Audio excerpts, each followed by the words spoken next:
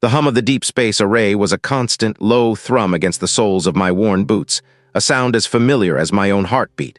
Out here on the isolated peak, it was the only sound that truly mattered, a mechanical lullaby against the vast silence of the universe. My name is Marcus, and for years this observatory, a solitary sentinel against the sprawling canvas of the night, has been my world. The air, crisp and thin, carried the scent of dry earth and distant bonfires, a subtle reminder of the farmland stretching to horizon harvest festival approaching below, a world I rarely touched. My existence was a precise calibration of data streams, spectral analyses, and the endless pursuit of whispers from beyond. I lived by the numbers, by the precise, predictable rhythm of celestial mechanics. Every flicker, every shift in wavelength had a known explanation, a cosmic dance choreographed over eons. My work was an exercise in meticulous patience, sifting through the galactic dust for the faint echoes of distant nebulae, the gravitational ripples of black holes, the predictable language of the cosmos. It offered a clarity that the world of men rarely did. That Tuesday the sky was a velvet tapestry, strewn with diamond dust, a perfect night for observation. I had been tracking a peculiar region of intergalactic space, a vast, empty expanse between the Andromeda galaxy and our own. It was the kind of region I loved, quiet, predictable, offering little in the way of surprises. I'd set the primary dish to a long-duration scan, hoping to pick up faint background radiation, perhaps some residual energy from a primordial event. Nothing groundbreaking, just the steady accumulation of data. My workstation was a cocoon of softly glowing screens, each displaying intricate graphs and fluctuating numerical sequences. I sipped lukewarm coffee, the bitter taste a welcome counterpoint to the sterile air of the control room. Hours bled into one another, marked only by the shifting patterns on my monitors. Then a subtle anomaly flickered across the primary spectral analysis display. A spike. Not unusual in itself. Cosmic rays, terrestrial interference, equipment glitches, 1,000 mundane explanations existed. I made a mental note to check the diagnostics later, dismissing it as a momentary blip. But the blip persisted. I leaned closer, my brow furrowed. The spike was narrow, sharply defined, unlike the broad, diffuse noise I typically encountered. It held a peculiar regularity, almost like a pulse, an impossibly slow, rhythmic beat.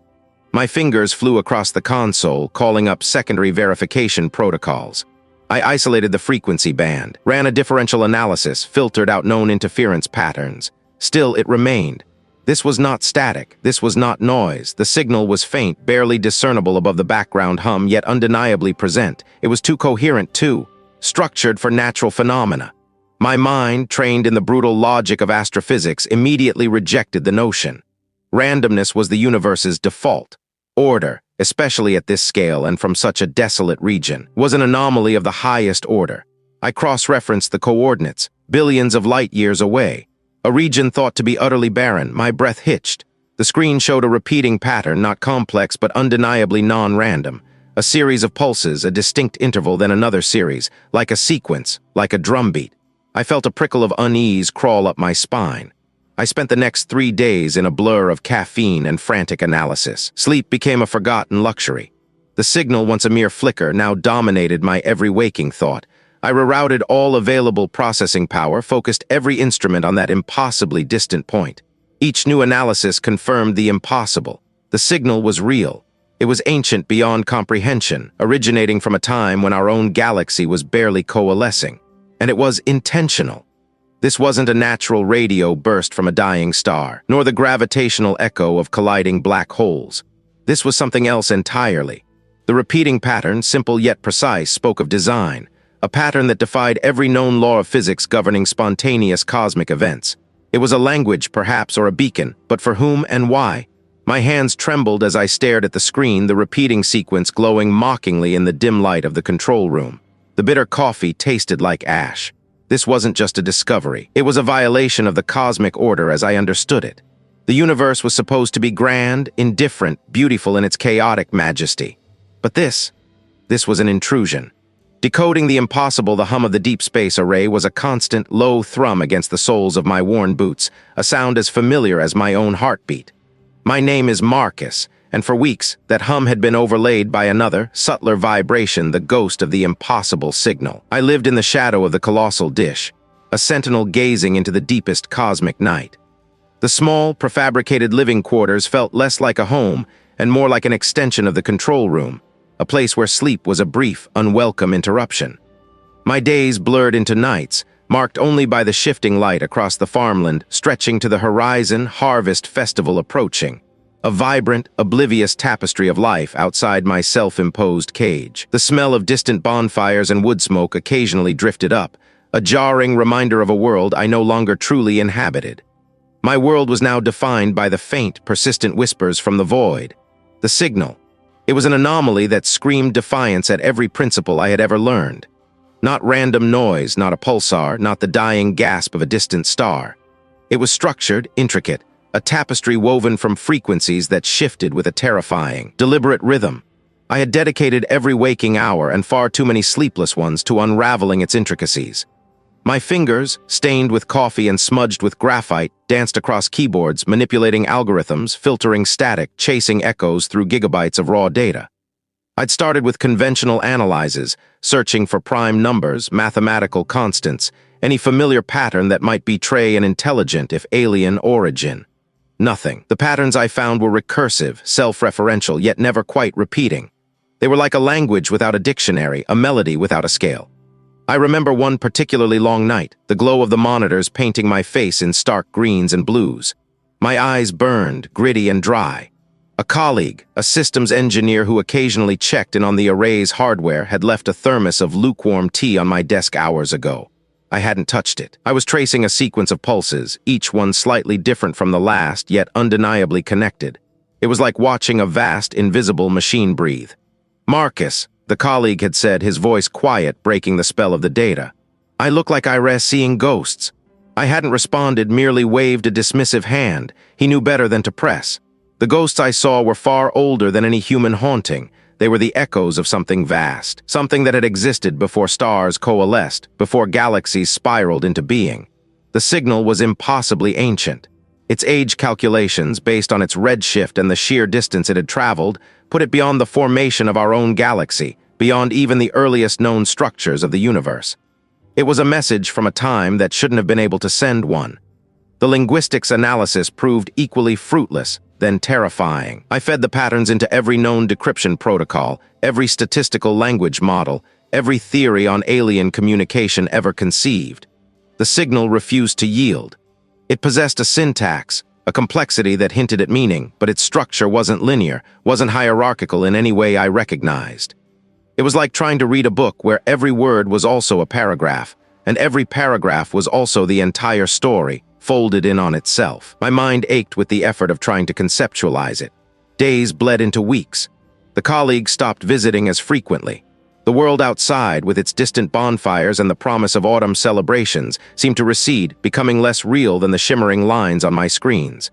I started to hear the signal even when the monitors were off, a faint, rhythmic thrumming behind my eyelids, a phantom vibration in my bones. A subtle hesitation, a breath held and released. I zoomed in, amplifying the faint residual energy. What I saw made my breath catch in my throat. They weren't noise. They were incredibly precise, almost microscopic in their regularity, forming intricate geometric sequences.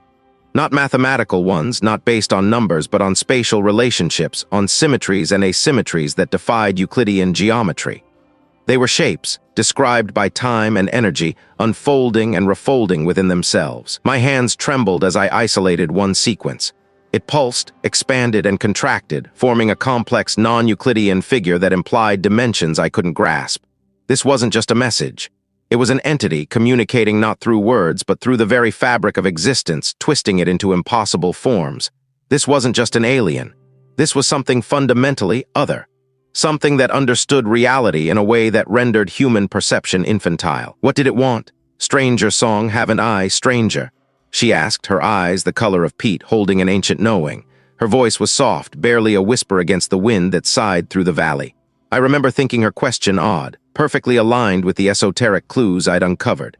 "I've come to study the caves," I replied carefully, "their geological formations, the ancient art." I omitted any mention of impossibly structured signals from the cosmic void. "The caves have much to teach," she nodded slowly, a faint, almost imperceptible smile playing on her lips. "They always have." She then gestured towards a younger man, broad-shouldered and silent, who stood leaning against a stone wall, watching me with an unnerving stillness. "Joran will guide I. He knows the paths." Joran led me to a small, isolated cabin on the outskirts of the village, its windowless walls crafted from rough-hewn stone.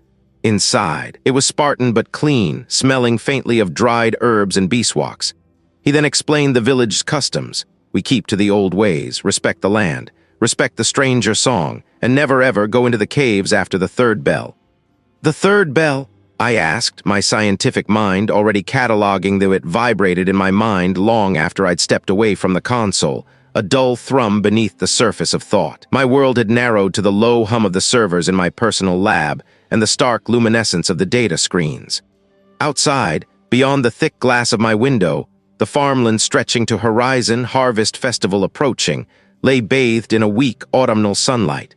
Its placid familiarity was a balm I increasingly found myself needing, a reminder of the ordinary against the extraordinary truth I now carried. I was living on coffee and the electric crackle of discovery. Sleep felt like a waste, a surrender to unconsciousness when every waking moment brought me closer to understanding. Still, the body demanded its due. One morning, after a few hours of fitful rest, I reached for my customary ceramic mug, the one with the chipped rim I'd used for years. It wasn't on the small table beside my bed where I always left it. I blinked, rubbing the grit from my eyes. A trivial oversight, I told myself. A lapse in my own routine. I found it predictably on the workbench in my lab, half filled with cold, black coffee. I remembered clearly leaving it by the bed. A wave of weariness washed over me. Overwork, nothing more. Later that day, while reviewing some archived stellar cartography, I paused. A particular star cluster, the Veil Nebula, I knew intimately. I'd spent countless hours mapping its intricate filaments. But there, on the holographic projection, one of the smaller, dimmer stars within its fringes seemed absent, not just dim, but gone. My breath hitched. I leaned closer, adjusting the focus. No, it was there, a faint pinprick of light. Had my eyes played tricks on me? Or had my memory, already strained by sleepless nights, begun to fray? I closed my eyes, pressing my thumbs into my temples. The thrum from the signal seemed to intensify. When I opened them again, the star was still faint, but undeniably present. My vision blurred for a moment, then cleared. The unease began to curdle in my gut. It was a subtle thing, like a whisper just beyond hearing or a scent that vanished as soon as I tried to identify it. I started checking things. My keys, always on the hook by the door, occasionally turned up on my desk. A specific research paper placed carefully on the left side of a stack would be on the right. Each time I rationalized it. Distraction, fatigue, my own absent-mindedness. Yet, the frequency grew. The explanations felt thinner, like a worn fabric threatening to tear. Then came the dreams. They weren't like any dreams I'd experienced before. They weren't chaotic jumbles of subconscious thoughts or anxieties. These were precise, structured, and vivid beyond anything reality could offer. The first one was a vast, silent expanse of pure, unblemished geometry. Lines that folded into impossible angles, surfaces that curved inward and outward simultaneously, like a Möbius strip given impossible dimensions. There was no light source, yet everything was illuminated with an internal luminescence. I felt no fear in the dream, only a profound, unsettling sense of observation. It felt less like I was dreaming and more like I was being shown something. A lesson, a correction. The geometry lingered, a phantom ache behind my eyes. What had I seen? What had been imprinted on my mind? The waking world seemed to thin after that. The familiar scent of ozone from the equipment seemed to carry a metallic tang I hadn't noticed before. I found myself staring at the wall, at the framed photograph of my late mentor, and for a fleeting second, the lines of the frame seemed to ripple, the corners not quite meeting at 90 degrees. I blinked. It was perfectly square. My hands trembled slightly. I felt a prickle of static electricity along my forearms. A few nights later, the second dream arrived. This one was even more potent, more invasive. I saw the very fabric of existence, not as I knew it, but as it could be. Laws of physics were not immutable, but fluid. I witnessed with terrifying clarity the slow, deliberate unmaking of a concept. Not an object or an idea, but a foundational principle, like gravity or causality, being meticulously unstitched from reality. It was a quiet, relentless process, utterly devoid of malice, yet utterly terrifying in its implications. I woke abruptly, sitting bolt upright in bed, my breath coming in ragged gasps. My throat was dry, raspy. I felt an insistent, almost physical ache in my skull. I didn't just remember the dream, I understood something I shouldn't. The next morning, the distortions were no longer fleeting. I poured milk into my coffee, and for a moment the liquid seemed to defy gravity, pooling into an impossible dome above the rim of the mug before collapsing with a splash. I gasped, spilling coffee on my hand. My skin tingled not from the heat but from a strange, deep-seated vibration. I wiped my hand, my eyes wide. It had actually happened. I hadn't imagined it. I walked to the window, needing the reassurance of the familiar. The farmland stretching to horizon, harvest festival approaching, was a patchwork of amber and ochre under a pale sky. Tractors moved in the distance, tiny specks of red against the fields. For a long moment, everything seemed normal. Then, as I watched, the furthest field, a vast expanse of stubble, seemed to shift. Not a visual illusion from heat haze, but a fundamental alteration. The rows of harvested stalks, usually straight and uniform, momentarily twisted, curling inward upon themselves like desiccated fingers before snapping back into their familiar pattern. The change was momentary, a blink-and-you-miss-it distortion, but it was undeniable. My stomach lurched. I pressed my palm against the cool glass. The world felt wrong. It felt thin. What was happening to me, or was it happening to everything? Outside, beyond the thick glass, the world continued ignorant. The air in my lab felt heavy, thick with the scent of ozone and stale coffee. I traced the phantom tremor in my skull, a subtle dissonance that had begun to feel like a permanent resident. I had tried to dismiss it, to rationalize it as fatigue, as the strain of relentless focus. But the data didn't lie. The patterns were too complex, too deliberate to be a natural phenomenon. It was structured, a vast, echoing architecture of information, yet utterly alien, and the sheer age of it. It stretched beyond the observable universe's infancy, a whisper from a time before time. My conventional peers would dissect it, categorize it, reduce it to numbers and probabilities, but they wouldn't understand it. They would never feel the cold, vast presence it implied. Sleep offered no escape. I woke each morning with a metallic taste in my mouth, the hum still there, a low-frequency hum that seemed to resonate deep within my bones. My skin felt too tight, my vision slightly blurred at the edges, as if reality itself was a poorly rendered image. I needed another perspective, not one bound by the rigid tenets of accepted science. I needed someone who had seen the edges, who had perhaps even stumbled over them. My thoughts drifted to an old name, a former academic whose theories had been deemed too outlandish, too dangerous for the hallowed halls of conventional thought. They called him a recluse now, a madman.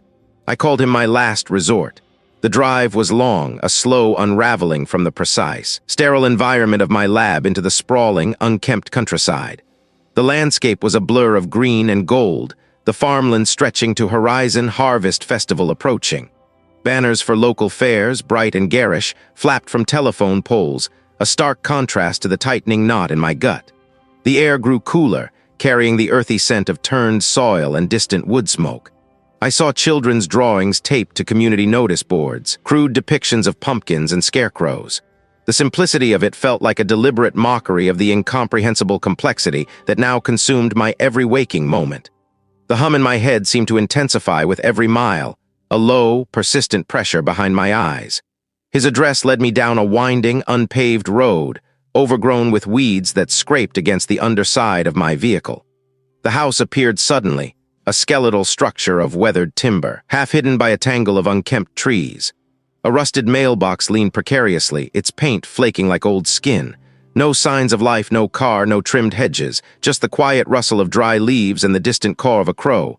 There was anyone even here anymore? I knocked.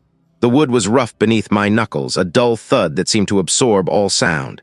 I knocked again, harder this time. A creak. A gaunt face, framed by a wild mane of silver hair, peered out. Deep-set eyes, startlingly blue, regarded me with a mixture of suspicion and a flicker of something else. Recognition, perhaps, or a shared weariness. The skin was papery, stretched taut over sharp cheekbones. He wore a threadbare robe that seemed to swallow his thin frame. The interior was a labyrinth of stacked books, yellowed papers, and strange, archaic instruments I couldn't identify. Dust motes danced in the sparse shafts of light that pierced the grimy windows. There was no clear path, just narrow tunnels between towering stacks. I felt an immediate claustrophobia, a sense of being buried alive. My eyes darted around, trying to make sense of the chaos, to find a pattern in the disarray. Was this the result of obsession or something else entirely? "I have that look," he said, turning, his gaze piercing. "The one that suggests I've seen something I shouldn't have, structured, impossibly old." He didn't react with surprise, only a slow, knowing nod. He shuffled deeper into the room, past a teetering pile of leather-bound volumes. Age is a triviality to them, he murmured, picking up a tarnished brass astrolabe. Structure is their language. He turned, his eyes fixed on me, no longer vacant, a fragment of something that predates even the concept of time and space as we understand it. My breath hitched. What are you talking about? He chuckled, a dry, rattling sound. The entities beyond comprehension, as they are so quaintly termed. They are not beings in any sense you could grasp. They are principles, laws, and they are correcting things. He tapped a long, bony finger against his temple. This reality, Marcus, this universe with its neat little physics and its predictable causality, it's a temporary construct, a deviation, and the signal you heard. My hands began to tremble. Correcting. The laws themselves will bend, then snap. Our universe, our existence, is an error, to smooth out the wrinkles, to be an accidental ripple in a cosmic ocean about to be made still. The air in the room felt suddenly thin, suffocating. My chest tightened, a vice grip squeezing the air from my lungs.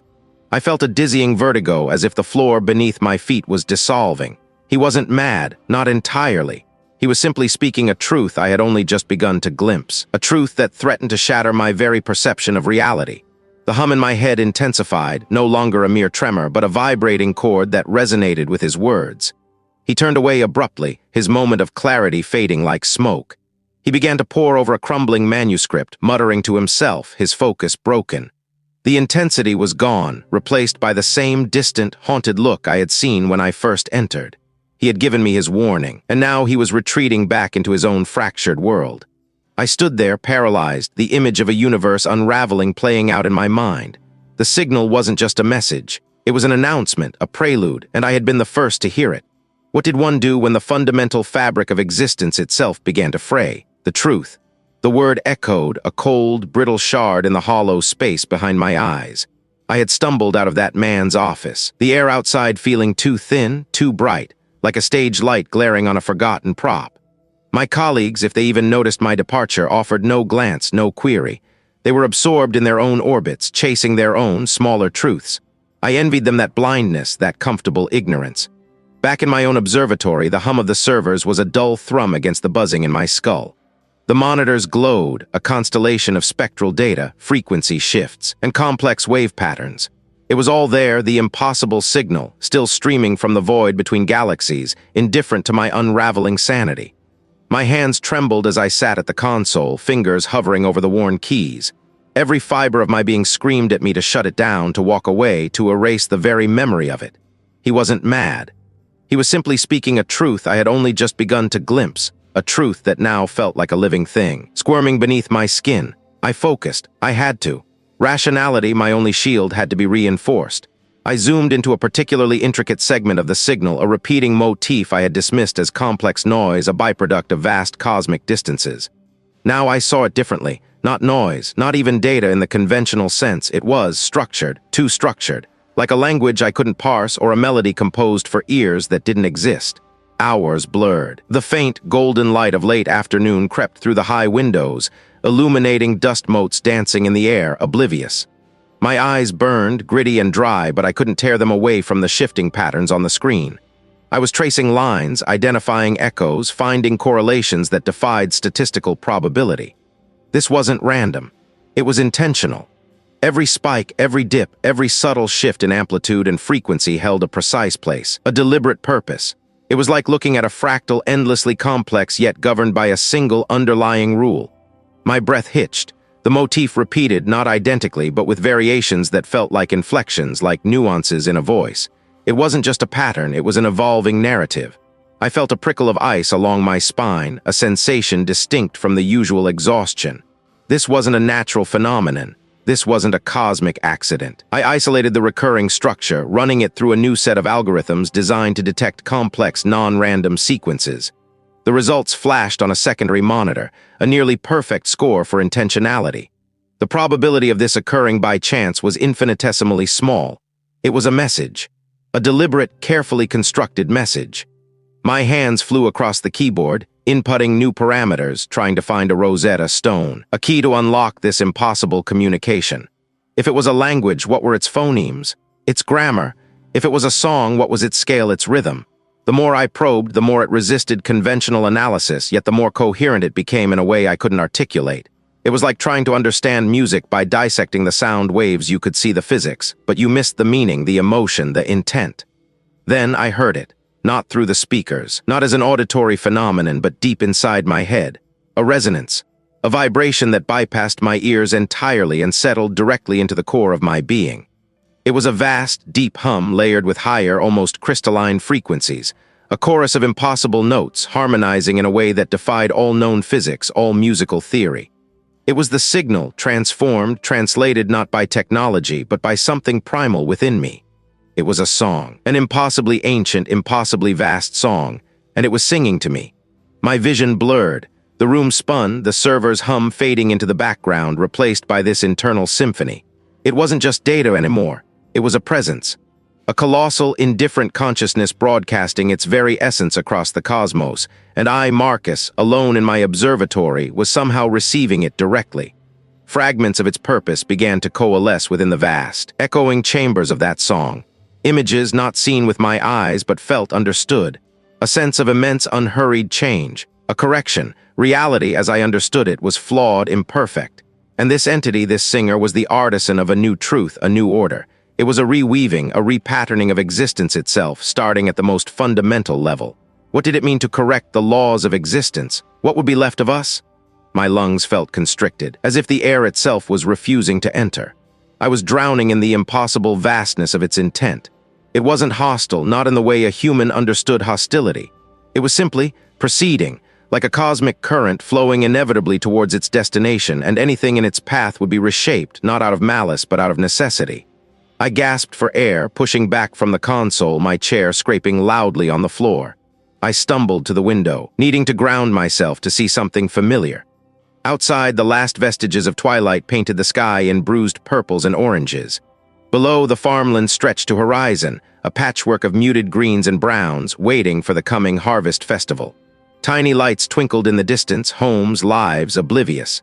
A tractor, a small, distant beetle, crawled along a field boundary.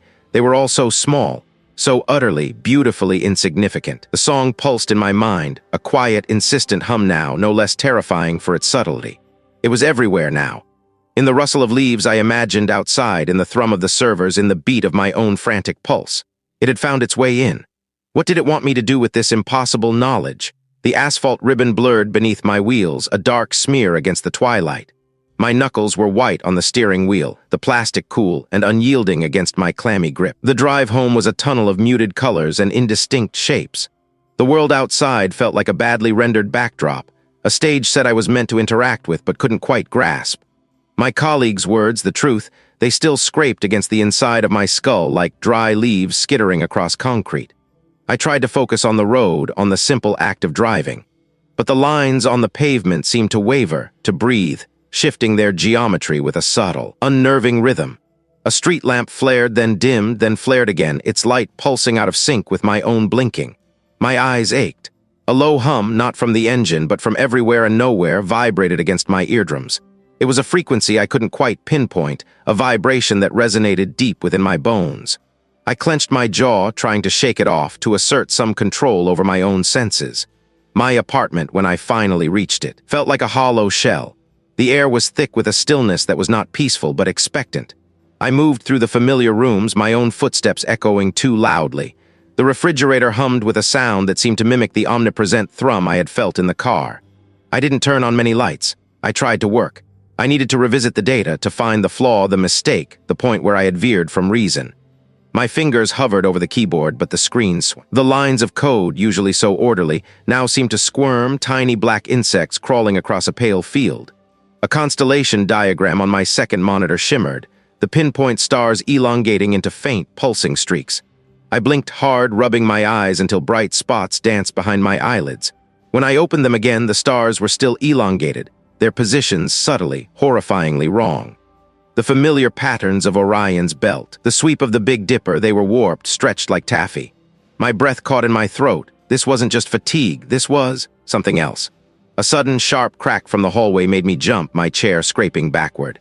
I froze, my heart thudding a panicked rhythm against my ribs. I listened, every nerve ending screaming. Only the persistent, low hum now seeming to pulse in time with my accelerated pulse.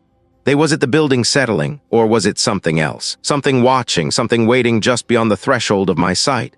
I stood slowly, my muscles stiff, and peered into the dim hallway. Nothing, just the faint scent of dust and old wood.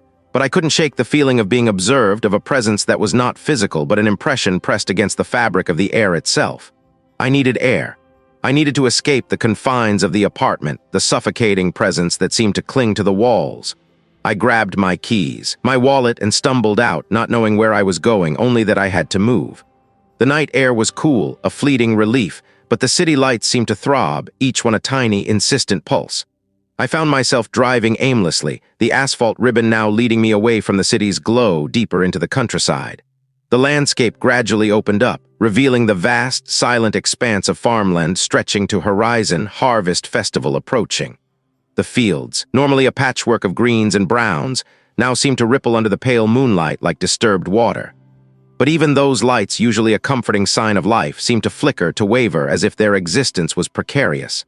Then I saw it, or thought I saw it, impossibly tall and gaunt, standing at the edge of a harvested field, silhouetted against the pale sky. It was too slender, too still, its limbs like dry branches. It wasn't moving, yet I felt an intense, crushing pressure, as if something immense was pressing down on my chest. My hands gripped the steering wheel tighter. I slammed on the brakes, the tires squealing in protest. The figure remained utterly motionless. It wasn't human. It couldn't be. My breath hitched. When I opened my eyes again, it was gone. The field was empty, stretching to the horizon, silent and still.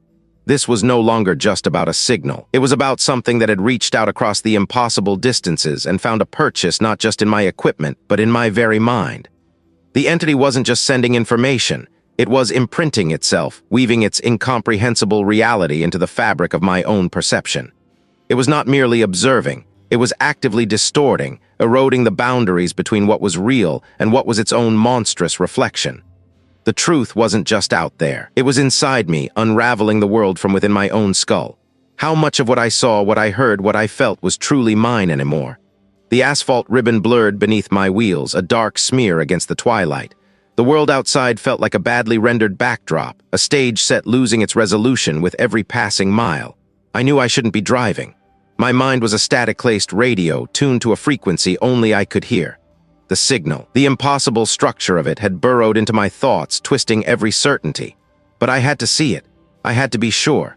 My destination was not my small, cluttered apartment, but a place I hadn't visited in years, a place where the sky stretched unbroken and the land breathed silently. The city lights dwindled to pinpricks in my rearview mirror, swallowed by the encroaching gloom. Soon, only the faint glow of my dashboard illuminated the cab. The air grew cooler, carrying the damp, rich scent of disturbed earth. My tires crunched on gravel as I turned off the main road, following a narrow, unpaved track that snaked between unseen fields. Here the silence was profound, broken only by the rhythmic hum of my engine and the occasional rustle of dry stalks against the car's undercarriage. Finally, I stopped the vehicle, cutting the engine. The sudden quiet was deafening, a heavy blanket pressed against my ears. I stepped out into the vast, open expanse of the farmland stretching to horizon, harvest festival approaching. The air was crisp, carrying the ghost of wood smoke and dried leaves, a promise of autumn festivities that felt utterly alien to my current state of mind. A sliver of moon, like a paring from a celestial fingernail, hung low in the bruised sky, casting just enough light to delineate the skeletal stalks of harvested crops. The horizon was a soft, dark blur against the lighter, deeper dark of the sky.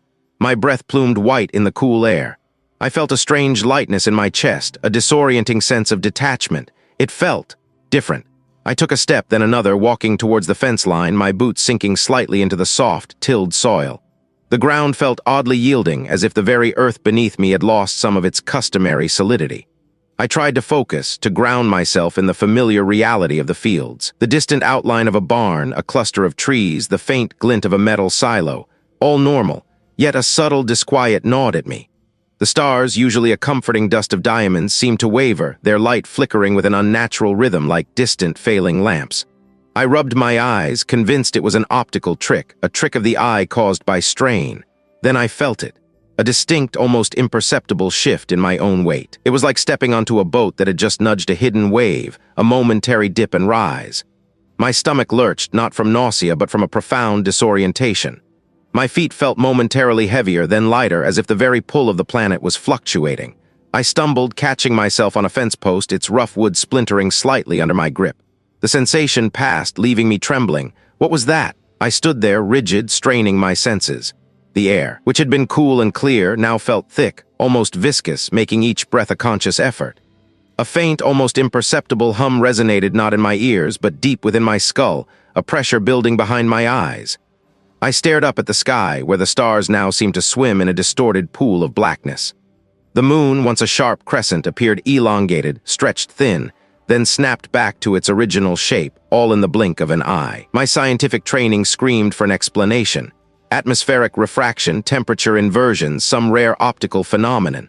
But the internal hum, the gravitational stutter, defied any terrestrial logic I possessed. This wasn't local weather. This wasn't some trick of light or sound. This was fundamental. The air around me began to ripple, not visibly, but in the way it carried sound.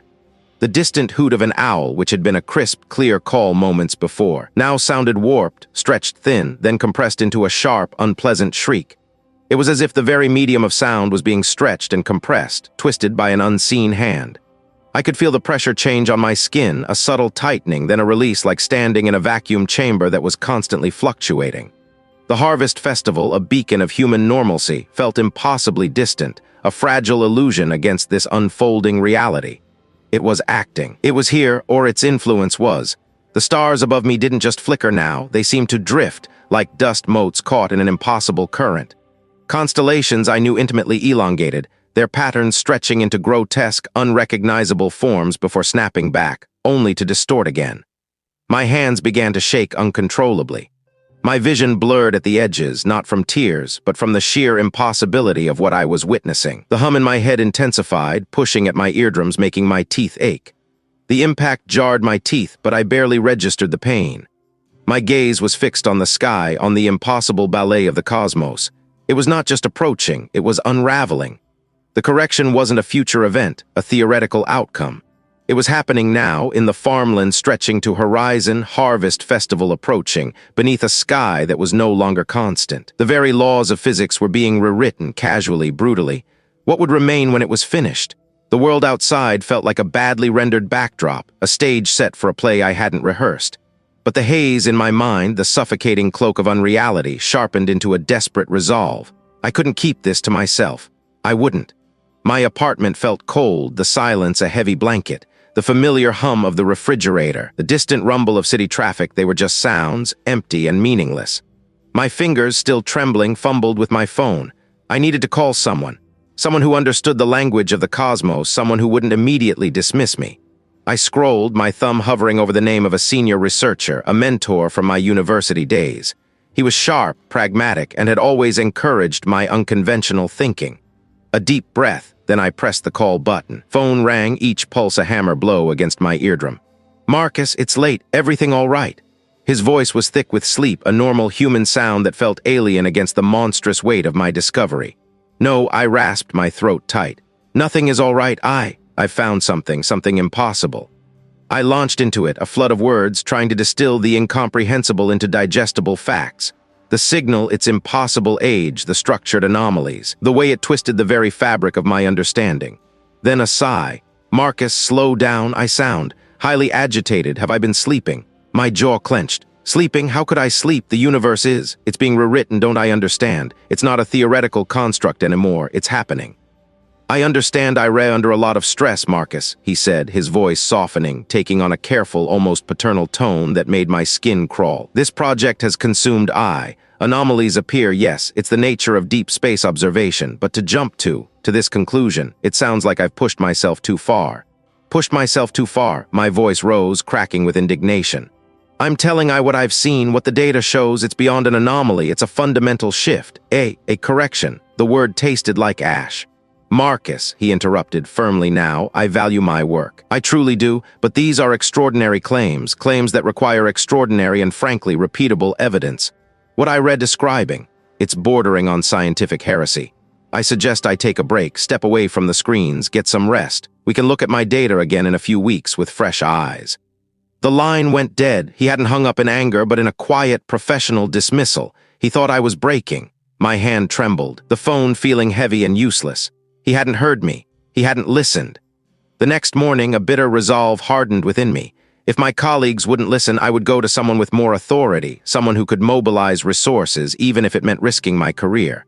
I drafted a concise summary, stripping away all but the most stark, undeniable data points, carefully omitting my more terrifying conclusions. It felt like a betrayal of the truth, but I knew I had to present it in a way that wouldn't immediately brand me as unhinged. I drove out of the city, the urban sprawl slowly giving way to open fields. The farmland stretching to horizon, harvest festival approaching, was a vibrant tapestry of gold and rust, dotted with hay bales like sleeping giants. Banners for local fairs fluttered from lampposts, proclaiming dates and events. The contrast was a fresh wound. My destination was a nondescript office building belonging to a federal research oversight committee. The interior was sterile, hushed. Fluorescent lights hummed overhead, casting a flat, unforgiving glow on the beige walls. I was ushered into a small, windowless meeting room. A committee director, a man with neatly combed gray hair and an unreadable expression, sat across a polished table from me. He introduced himself, his voice calm, measured. I laid out my findings, my voice steady. Professional, I presented the spectral analysis, the impossible redshift, the structural integrity of the signal against all known physics. I spoke of the patterns, the deliberate nature of the transmission. I watched his face for any flicker of understanding, any hint of alarm. There was none, only polite attention, a slight inclination of his head. When I finished, the silence stretched, thick and uncomfortable. He cleared his throat. "Marcus," he began, his tone devoid of emotion. "My dedication to my work is commendable. These are certainly interesting anomalies. However, the interpretation I proposing, it lacks corroboration. We've seen similar patterns reported by other observatories, often later attributed to instrumentation errors, atmospheric interference, or even misinterpretation of noise." My hands resting on the cool tabletop clenched into fists. "This is not noise, this is not an error. I've cross-referenced. I've run every diagnostic imaginable. This is real." He smiled faintly, a tight, professional gesture that didn't reach his eyes. "We understand the passion, Marcus, but the scientific community operates on consensus, on verifiable, reproducible results. What I suggesting would require a complete reevaluation of fundamental physics, of our very understanding of the universe. Without substantial, independent verification, this would be deemed highly speculative. If I'm right, if this signal is what I think it is, then we need to prepare. We need to understand what's coming." He leaned forward slightly, his voice dropping to a confidential murmur, though his eyes remained distant. "Marcus, my recent work has been intense. We've received reports of unusual behavior.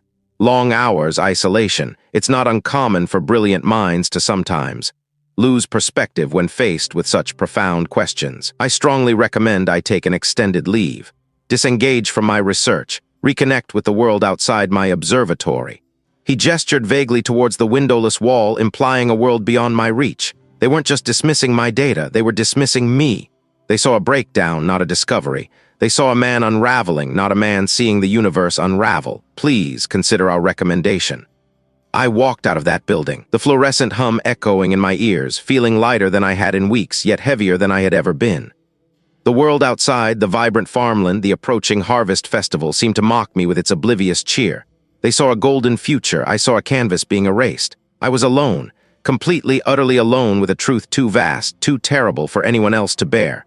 What could I possibly do now? A profound inconsistency, a distortion in the fabric. I looked at the swirling patterns, now shifting with an accelerated rhythm, and understood.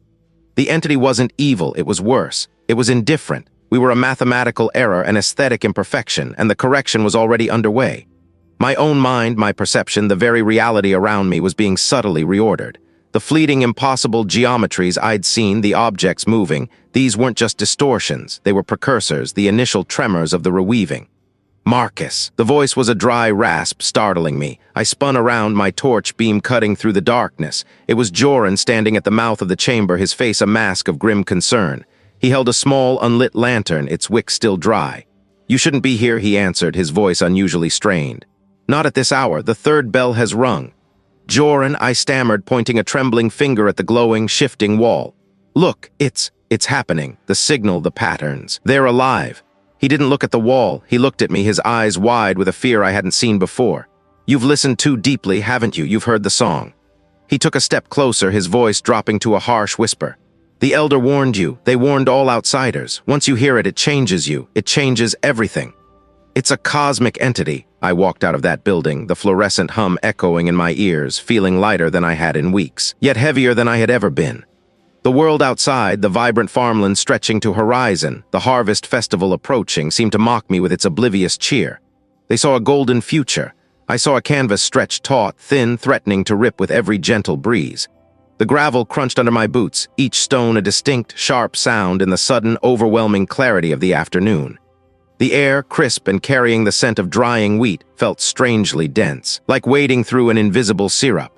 My skin tingled, not with cold, but with an awareness that felt less like life and more like an exposed nerve. Every rustle of leaves, every distant chirp of a bird, every distant murmur from the preparations for the harvest festival, registered with a painful, unfilterable intensity. My thoughts, once a chaotic storm, now flowed with a terrifying, crystalline precision, linking observations into patterns I had once dismissed as impossible. I stopped at the edge of the property, the endless rows of corn stalks standing like silent sentinels, their tassels swaying gently. I looked at them, truly looked, and saw not just stalks and leaves, but the microscopic imperfections in their structure, the minute currents of air that bent each strand, the way the light fractured and reassembled on their surfaces. My vision, once merely functional, had become a hyper-instrument, parsing the world into its constituent components, then reassembling them in ways that defied their familiar forms. The stalks weren't just vertical. They leaned ever so subtly into curves that hinted at geometries I had no name for. The horizon, usually a clean, predictable line, now seemed to ripple, a barely perceptible shimmer that spoke of something vast and heavy pressing against the very fabric of sight. A tremor went through me, not from cold, but from an internal resonance. It was as if my own bones were vibrating, picking up a frequency that the world around me was attempting, unsuccessfully, to mute. The entity, I realized with a sickening lurch, wasn't just out there. It was here. It was woven into the light, into the air, into the impossible angles of the cornfield. The sky, a vast dome of pale blue, began to subtly shift, not in color but in its very spatial dimension. I blinked, rubbing my eyes, but the distortion persisted. It was as if the distances themselves were folding, the immense expanse above me contracting and expanding in a slow, silent breath. The farmland stretching to horizon, once a comforting vista of earthly bounty, now seemed to buckle and twist. A distant silo, a familiar landmark, appeared to be simultaneously closer and further away, its cylindrical shape momentarily morphing into something that lacked the proper curves, then snapping back, leaving a phantom echo of its impossible form in my peripheral vision. My breath hitched. My throat tightened, a dry knot of fear. This wasn't merely a trick of light or a failing of my mind. This was the world itself confessing its true, malleable nature, and I was seeing it. Then it became clearer, not a single point, not a defined shape, but an overarching presence that permeated everything. It was a geometry that wasn't meant for human eyes, a structure that rejected the axioms of space I had always known. I saw what appeared to be vast, intersecting planes that didn't meet at 90 degrees, but at angles that fluctuated, defying any fixed measurement.